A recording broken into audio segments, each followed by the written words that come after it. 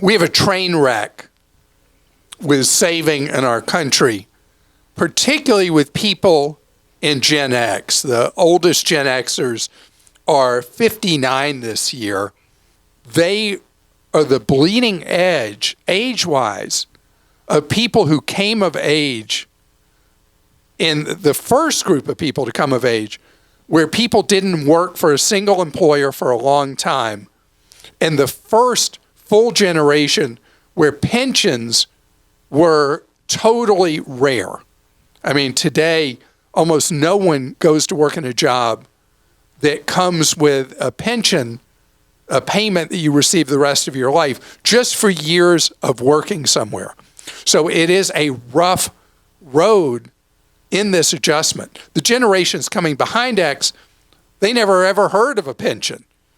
And they have actually been in a position to be better at saving for the future, saving in Roth IRAs, saving in 401ks.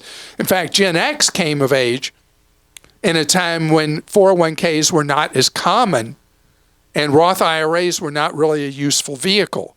So it is what it is. And you may be where you are in your, particularly if you're in your late 50s and you're staring down your 60s and you're like, how am I ever going to retire? And the reality is, you do what you can in the practical walls of your own financial life. And one of the things you can do is in the years that you have till your intended retirement, do what you can saving money now.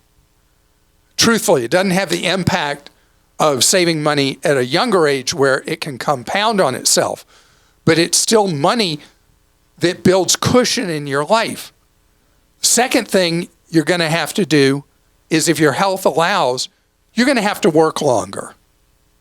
The whole concept of retirement is only 150 years old in the world anyway. People used to just work till they couldn't or till they died. And retirement and time of leisure is really cool, but not everybody's able to do it. And a lot of Gen Xers are going to have to work. And that work may be at some point in your 60s where it becomes, there's all these weird terms people are banding about. I think the most recent I saw was something called flex-tirement or something, like a tire on a car. Anyway, the idea that you work part-time, which supplements your income and means there's less years that the money you've been able to save plus Social Security is what you have to depend on. When you're younger and healthier, you want to get those hours in and get that money and build that cushion in your life. At the same time that you reduce what you have to spend out of your savings, you're creating money in what you're earning. And the more years you're working full-time in your 60s, the more money you have to build up savings. And then when you do decide to scale down and work part-time, you're reducing the amount of that money you've saved you have to draw on.